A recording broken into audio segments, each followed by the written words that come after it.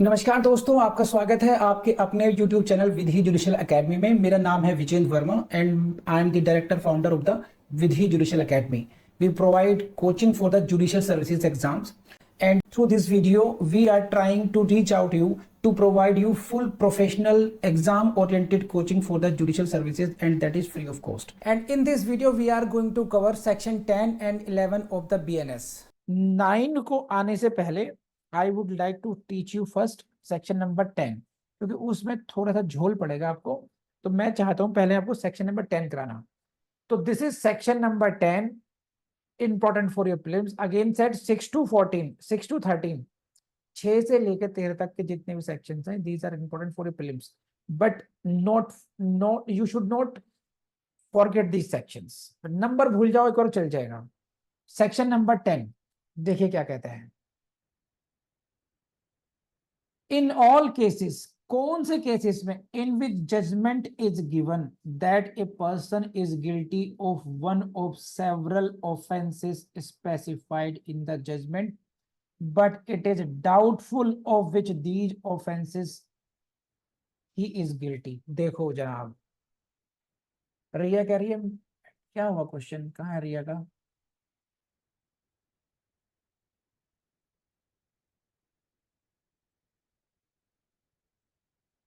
Sir this fine is fine along with imprisonment. Riya, यहाँ पर ऐसा कुछ नहीं है। रिया मैडम की जो क्वेरी है सेक्शन 8 से लिखी आई है कि sir this this fine is fine along with the imprisonment, with और विदाउट इम्प्रिजनमेंट। ये जो है मैं आपको फिर बताता हूँ। देखिए सेक्शन 8 की जो सब क्लॉज हमने पढ़ी थी, ये 7 हो या हमारी 6 हो, यहाँ पर हम imprisonment which is impose in default of payment of fine, यहाँ पर कुछ इस लैंग्वेज में भी लिखा हुआ है। यहाँ पर ऐसा नहीं लिखा हुआ है कि विच इम्प्रिजनमेंट। जब कभी भी आपको फाइन के लिए आपका कन्विक्शन हुआ और फाइन आपका सेंटेंस है, वेदर अलोंग विद इम्प्रिजनमेंट और विदाउट और ओनली फाइन, या तो क्या क्या हो सकता है। देखिए जो रिया मैडम ये कह रही हैं कि किसी भले मानुस को फाइन इम्पोज किया गया, दो सिचुएशन है। ऐसा हो सकता है इम्प्रिजनमेंट प्लस फाइन हुआ हो, इसे कहेंगे इम्प्रिजनमेंट विद फाइन। और दूसरी सिचुएशन क्या हो सकती है, only fine, right. So it doesn't matter. इनमें अगर आप फाइन का डिफॉल्ट करते हो, डिफॉल्ट कोई सा फाइन हो, रूल्स आर सेम। डिफॉल्ट अगर आप करेंगे तो you will have to go for imprisonment, imprisonment in default of fine. वो कितना होगा एज पर द, अगर विद इम्प्रिजन वाले केस में होगा जहां पर सजा सुनाई जा सकती है, तो not more then 1/4 of that imprisonment हो जाएगा। अगर नहीं है, ओनली फाइन वाले केसेस में आएगा, तब आपको बता रखा है कि 2 months, 4 months और 1 year तक का फॉर्मूला फिट हो जाएगा, जो पढ़ा चुका हूं पहले मैं। लेकिन जो रूल्स रिगार्डिंग पार्ट पेमेंट मैंने पढ़ाया कि भाई अगर उसने पार्टली अंडरगोन हो गया, इम्प्रिजनमेंट अंडरगोन हो गया और पार्टली उसने पेमेंट करा, तो डिस्चार्ज कब होगा, वो दोनों ही केस में सेम रहेंगे रिया, उसमें कहीं कोई चेंज नहीं होगा। Did you get it? हाँ है ना, बताइए जल्दी से। रिया एड्रेस हुआ नहीं क्वेश्चन? ओके, अब बढ़े। सेक्शन नंबर 10 पर थे हम लोग। हाँ, अब ये जो सिचुएशन है, अब दोबारा शुरू करते हैं इसको, थोड़ा क्वेरी बीच में आ गई। चलिए फिर मैं रिपीट करता हूँ थोड़ा सा, ताकि रिकॉर्डिंग में फिर बाद में बच्चे कंफ्यूज नहीं होंगे। So this is section number 10, equivalent section IPC का हुआ 72, प्रीलिम्स पे इंपॉर्टेंट है। इसकी लैंग्वेज को आप देखिए, वेरी इंपॉर्टेंट, आपको काफी कुछ लर्निंग होगी इसमें। कौन सा केस है? इन ऑल केसेस, उन सभी केसेस में when judgment is given that a person is guilty, एक व्यक्ति गिल्टी तो है। गिल्टी किसका है? One of several offences specified in the judgment. उस जजमेंट में जो जो ऑफेंसेस मेंशन किए गए हैं, उनमें से किसी एक का गिल्टी है, one of. He is guilty of one of several offences, ये ध्यान रखना, इसको हाईलाइट कर लीजिए। It is one of, it is not few of following, it is one of several offences and the जज इज इन डाउट। ये जो मैं सिखाना चाह रहा था आपको, but it is doubtful of which the offence he is guilty, ये डाउटफुल है, ये संदेह में है कि उसने कौन सा ऑफेंस किया है। तो यहां से मैं क्या सिखाना चाह रहा हूं आपको, देखिए, every one of you can learn कि even legislature recognize that there may be certain circumstances even a judge may be in doubt, ऐसी सिचुएशन हो सकती हैं, इट मींस कि डाउट में हो सकता है जज, it means no one is expecting perfection from you, ना जुडिशरी को है। अगर जुडिशरी परफेक्शन एक्सपेक्ट करती तो फिर वहां पर अपीलेट कोर्ट के कोई मतलब नहीं था। फिर अपीलेट कोर्ट का existence of the appellate court itself recognize the principle that no one is infallible, कोई भी ऐसा व्यक्ति नहीं है जिससे गलती नहीं हो सकती। ये मान के चलते हैं कि मजिस्ट्रेट गलती कर सकता है, उसकी गलती का सुधार सेशन कोर्ट करेगी या हाई कोर्ट करेगी, हाई कोर्ट भी गलती कर सकती है तो उसकी गलती का सुधार सुप्रीम कोर्ट करेगी। तो मैं क्यों कह रहा हूं, क्योंकि जब आप मेंस में आंसर लिखते हैं, खास करके उन क्वेश्चन का आंसर जहां पर कोई प्रॉब्लम दी गई हो, प्रॉब्लम का सॉल्यूशन देखना हो, सॉल्यूशन तो प्रॉब्लम देखना हो, तो you need not to be perfect in that case. हो सकता है किसी ने कहा कि this is the case of Kapil homicide, Parul में से that is the case of murder, हो सकता है कि साहिल कहे कि it is the case of simple hurt, हो सकता है कि रत्ना मैडम कहें कि it is the case of grievous hurt. No one is perfect.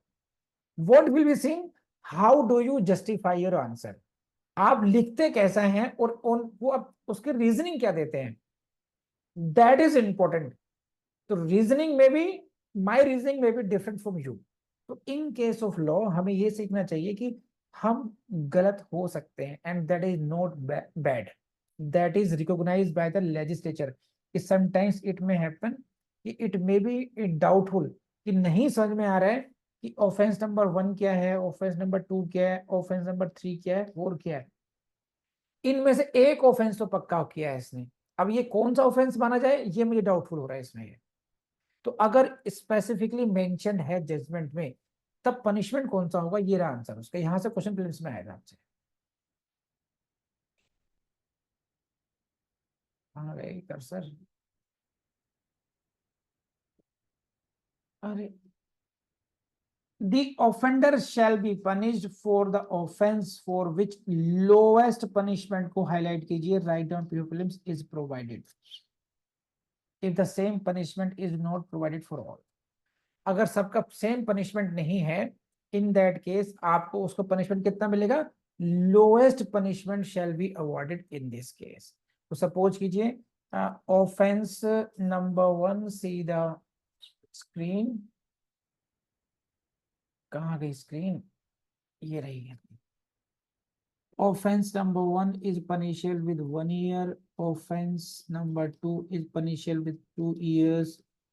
Offense number 3 is punishable with 3 years. और doubtful है कि he has committed any one, either he has committed number 1 or number 2 or 3.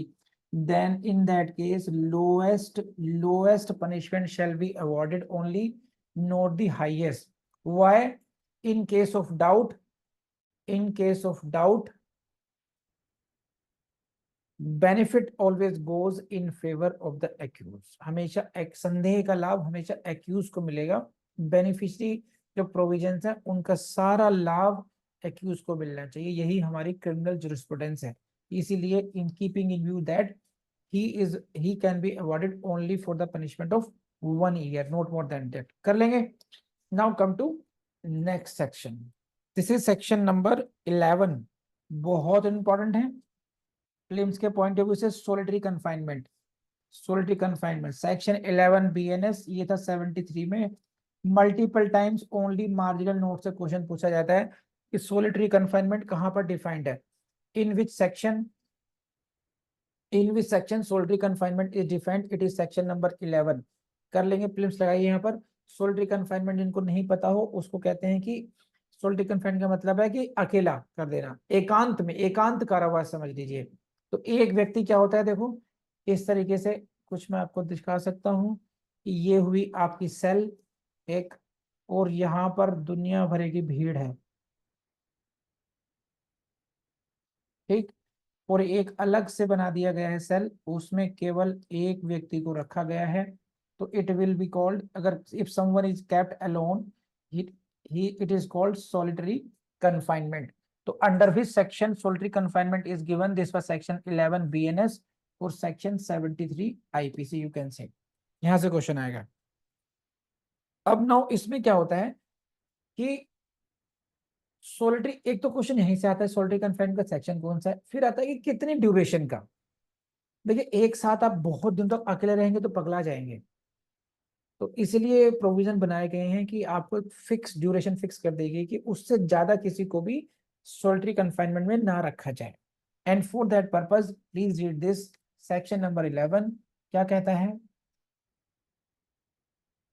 When ever any person is convicted, conviction हो गया, of an offence for which under the Sanhita the court has power to sentence him to rigorous imprisonment को highlight कीजिए, write down P for prelims. So ये first requirement है, conviction, conviction के बाद में the court has power to sentence him to rigorous imprisonment. It means what, कि solitary confinement can not be awarded in case of simple imprisonment. देखिए court has power to sentence him to rigorous imprisonment, यानी कि न्यायालय को यह शक्ति प्राप्त है, कोर्ट को ऐसी पावर है कि वो रिगरस इम्प्रिजनमेंट उस केस में दे सकती है। दिया है या नहीं दिया है इट डजंट मैटर। सपोज कीजिए देर इज वो प्रोविजन ऑफ ईदर डिस्क्रिप्शन, मैं ऐसा लिखता हूं उसको,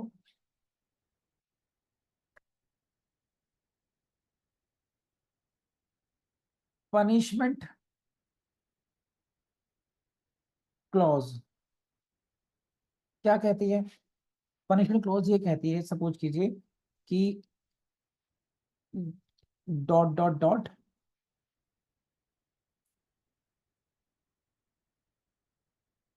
shall be punishable with imprisonment of either description। देख, अगर आप पनिशमेंट क्लॉज देखोगे तो मल्टीपल टाइम्स आपको मिलेगा, किसी भी प्रकार के कारावास से। तो ईदर डिस्क्रिप्शन मतलब क्या हुआ, इट में बी सिंपल, इट में बी रिगरस। तो in this case you can say court has power to sentence him to rigorous imprisonment। sometimes section में लिखा होगा कि the accused shall be liable for rigorous imprisonment, तो court should have the power of to sentence him rigorous imprisonment, ये मत भूलिएगा। Then क्या कर सकते हैं, कोर्ट में ऑर्डर, देन क्या कोर्ट कर सकती है, कोर्ट में by it sentence order that offender shall be kept in solitary confinement for any portion or portions of the imprisonment to which he is sentenced, not exceeding 3 months। Note exceeding 3 months को जनाबे आली आप अच्छे तरीके से गोल कर लीजिए, right down P for please यहाँ पर भी। सो फर्स्ट क्वेश्चन आया आपका, which section provide for the solitary confinement, this is section number 11। Number 2, what is the maximum duration of solitary confinement, 3 months। number third question, in which cases solitary confinement may be awarded, in which cases court में award the solitary confinement, वो कौन कौन से case हैं जहां पर solitary confinement award किया जा सकता है, और वो केसेस कब हैं, जहां पर the court has power to sentence him to rigorous imprisonment, court has power to sentence him for rigorous imprisonment. Duration doesn't matter, कितने साल की रिगरस करने की पावर है इससे फर्क नहीं पड़ता, it will be seen whether the court has power to sentence him to rigorous imprisonment or not. Please बताइए, मुझे इतनी बात समझ में आपको आई नहीं आई, जल्दी से बताइए फास्ट। चलिए आगे बढ़ते हैं। According to the following scales, a time not exceeding 1 month, ये स्केल है आपकी, क्या स्केल है, इसके भी क्वेश्चन पूछते हैं। मैक्सिमम, मैक्सिमम आपने देख लिया कितना हो सकता है, 3 मंथ्स हो सकता है, यहां से क्वेश्चन आएगा। अब आगे क्या है, according to the following scale, number 1, not exceeding 1 month if the term of imprisonment is what, shall not exceed 6 months. तो शैल नॉट एक्सीड 6 मंथ को हाईलाइट कर लीजिए, right on paper films. Shall not exceed 1 month को highlight कर लीजिए कि अगर if 6 months तक की है, अगर जो आपने वो जो इम्प्रिजनमेंट है वो 6 मंथ्स तक का दिया है आपको, 6 मंथ्स आरआई कर दिया है, तो इन दैट केस कि आप उसको मैक्सिमम जो सोल्टरी कन्फाइनमेंट है कितना हो सकता है, मैक्सिमम 1 मंथ हो सकता है। तो ये जो टेबल्स हैं, ये जो कैलकुलेशन है, इतना इजी नहीं रह जाता, ये एग्जाम में बहुत डिफिकल्ट होता है, आप खुद को याद करना। आप कल देखने, कल भूल जाओगे आप, इसलिए उसको उतना ही ज्यादा याद करना आप लोग। और मुझे मालूम है, मुझे उम्मीद है कि आप लोग आरएसएस स्ट्रेटेजी फॉलो कर रहे होगे। आरएसएस स्ट्रेटेजी क्या होती है, रिवीजन सुट्टा मारना। रिवीजन सुट्टा का मतलब होता है, देखिए थोड़ा वर्ड गलत मिल गया, अच्छा गलत, लेकिन आप लोग रिलेट कर पाते हो तुरंत। जो चेन स्मोकर होते हैं वो कहते हैं सुट्टा मारना है उसको, स्मोकिंग का। तो कभी भी शुरू हो जाते हैं पढ़ाई करते करते, मतलब बात करते करते भी उनको तलब लग जाएगी, एक एक सिगरेट का कम से कम एक कश लगा लें वो। तो मैं चाहता हूँ मेरे स्टूडेंट्स को वो तलब हो रिवीजन करने की। खाना खा रहे हो तो अरे यार, एक 1 मिनट के लिए एक सेक्शन रिवाइज कर लूं मैं, उस तरीके से। ये चीजें तभी याद रहेंगी आपको जब आपको उस तरीके से याद करने की कोशिश करेंगे आप। तो 1 मंथ का हो गया, इसमें केवल टेबल याद रखनी है आप लोगों ने। ऐसे ही नोट एक्सीडिंग 2 मंथ्स, जब 6 मंथ से एक्सीड करेगा, पर शैल नोट एक्सीड 1 ईयर, एंड अगले नोट एक्सीडिंग 3 मंथ्स शैल एक्सीड 1 ईयर। तो आपकी ये टेबल बन के तैयार हो जाएगी। ये रहा आपका, ये बन गए आपके notes. Section 11, solitary confinement, maximum maximum 3 months and 1 month when, क्या टर्म यूज किया उन्होंने, शैल not exceed. Shell not exceed का मतलब है, ये हो गया देखिए, सोलिटरी कन्फाइनमेंट 1 मंथ, कब, जब आपके 6 मंथ्स वो होगा, 2 months when it is 12 months, और फिर 3 मंथ्स मैक्सिमम, 12 मंथ्स प्लस होने पर। इस तरीके से आपका एक लाइन में नोट्स बन गए, प्रीलिम्स का क्वेश्चन खत्म हो गया, बात खत्म हो गई। ये आपने याद रखना है, ना कि आपने इन सारी टर्म्स को याद रखना है, बस हो गया यहाँ पर। ये इस तरीके से करते हैं हम लोग, हो गया, कर लेंगे आप लोग। तो दिस इज सेक्शन 11, ये बेसिक था, बहुत इंपॉर्टेंट था, यहाँ से फिल्म से क्वेश्चन बनते हैं। बहुत डिटेल में पढ़ाया गया है और बहुत टेक्निकली पढ़ाया गया है, बहुत इंपॉर्टेंट है आपके लिए। बस आपसे यही कहूँगा कि अगर ये वीडियो आपको पसंद आए तो अपने दोस्तों से शेयर करना जो नहीं भूलेंगे आप लोग, लाइक भी कीजिएगा और कमेंट भी कीजिएगा।